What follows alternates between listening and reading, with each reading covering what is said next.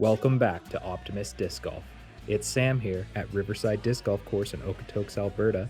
I'm playing 9 holes where I throw forehand off the tee, and then repeating those 9 holes and throwing backhand off the tee. Let's get into it. Hole 1, 180 feet. I've got my M3 from Prodigy. Just put it on a casual hyzer line, and we're parked. We like that. This course also has A and B baskets. Lots of trees to make it technical, and a couple long holes. Pretty fun. Hole 2, 213 feet with a mandatory on the right side. I liked my M3 so much, decided to throw it again, and it went pretty dead straight. Some awkward footing here for my 5-foot putt, and that's my excuse. I'm sticking to it. 1 under after 2. Hole 3, par 3, 164 feet. Throwing my flippy origin, was aiming for the right gap, but we'll take that tiny left gap between the trees. Set myself up with a 12-footer, and we got another birdie. On to hole 4, 426 feet. And Sam, what are you doing? That's a backhand.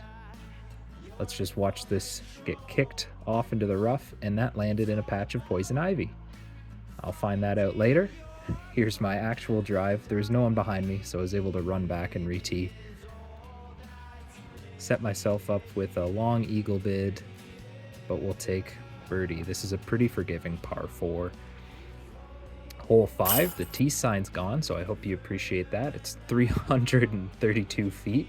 I kick off a couple trees and land right in the middle of the fairway. A long birdie bid, but didn't give it the right line, so we'll take an easy par. Hole 6, par 3, 229 feet. This is definitely a backhand hole, so I'm taking my flippy hatchet, and this thing's got a nice late turn on it, putting it on a big anhyzer line. Not too sure where it went from the tee, but when I get up there, we're nice and parked, getting another birdie. I don't usually birdie this hole when I throw backhand, so I might be switching up to the forehand in the future. Hole 7, 393 feet. Sam, what are you doing? That's another backhand. Totally forgot what I came out here to do, and now there's people behind me, so I cannot go back and get that and re-tee. No pressure, you have an audience now. These are the lovely people that were behind me. Thrive under pressure. Yeah. Just putting the pressure on. Oh, that was close. Pretty nice throw. Thank you. Honestly, not a bad upshot. This is me realizing I have poison ivy on the palm of my hand. You love to see that. Of course, that's all I'm thinking about while I putt, and we yank that pretty badly. I'm gonna give myself a penalty stroke for throwing a backhand. Got some sort of blister or something. I have no idea if that's from like a plant or if I got a sliver randomly. I'm very confused. Thanks for the check-in, Sam. We found out that it was poison ivy.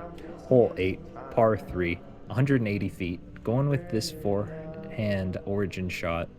Trying to get cheeky with the turnover. Got a lovely tree kick. We're happy about that. Kicked me in the middle of the fairway, but this tree's also in the middle of the fairway. So I've got to straddle out. We don't make many of these, but when we do, feels great. Hole 9, par 3, 213 feet. Oh boy. We play the orange. Oh my god. Oh. I thought that was way flippier. Oh my god. Black ace. That was my Prodigy F5 that I died. I thought it was a lot flippier, but I just missed the line completely. Tickled chains on that upshot, and we'll finish up the front 9 with a score of 4 under.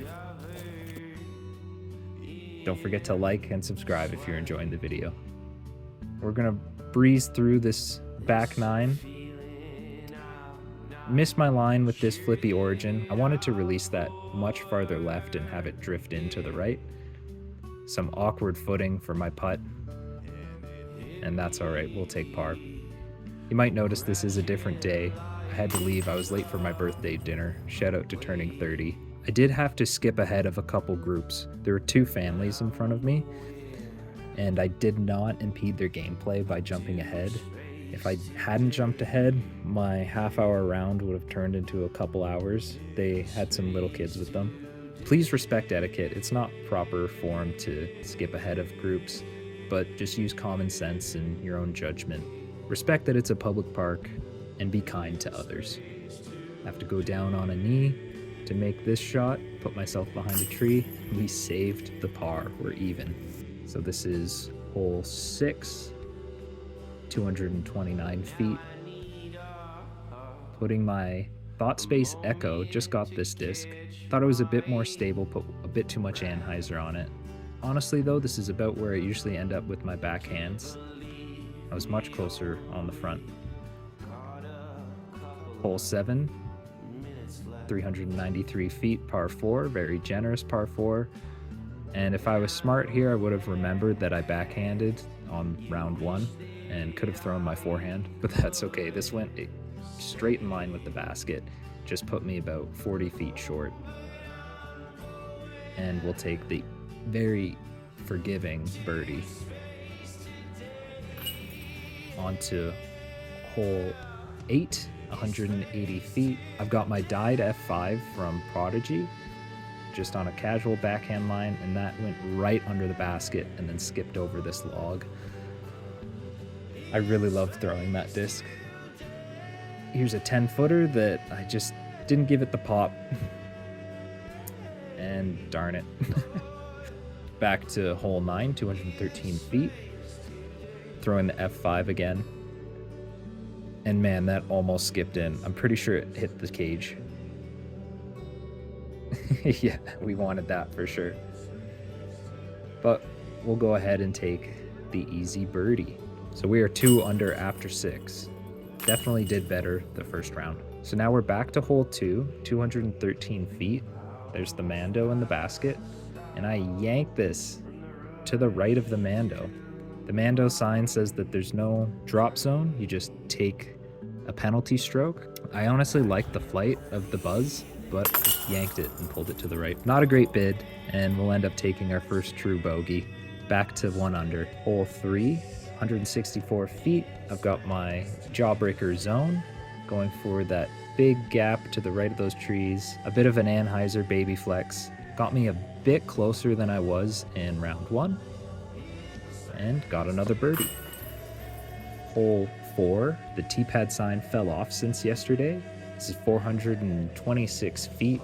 This is my Saint from latitude 64, and I just didn't turn it or give it enough anhyzer, and it put me almost exactly where I ended up in round 1. We'll take a birdie to finish the back 9. This was a lot of fun, forcing myself to try shots that I normally wouldn't. A lot of these holes I assumed were backhand or forehand only, but I was able to make them work, and I highly recommend giving this a try. Thanks for watching, guys. Stay optimistic. Don't forget to like, subscribe, and check us out on Instagram.